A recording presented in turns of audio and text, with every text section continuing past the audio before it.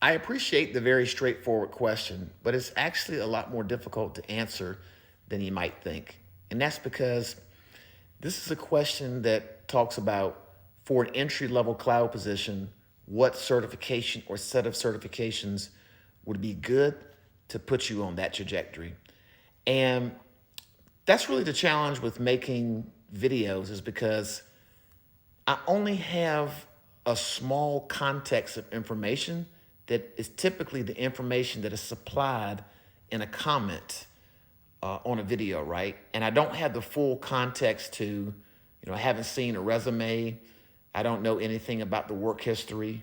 I don't know anything about the schooling. So while I can provide general guidance and general best practices, the answer really is always it depends until we sit down and dive deeper into a person's background.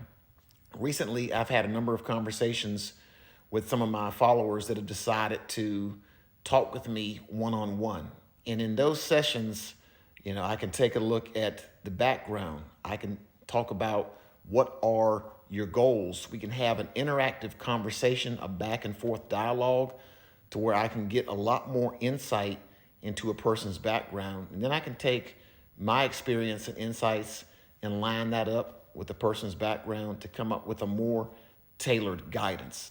But short of that, for an entry-level cloud position, I would say if it's technical, the minimum bar, in my opinion, would be the equivalent of solution architect associate knowledge. Now, I didn't say just a certification, really the equivalent knowledge. So whether you have that certification or you just have the equivalent knowledge as would be laid out in that exam guide, that would be a minimum technical bar for an entry-level cloud position.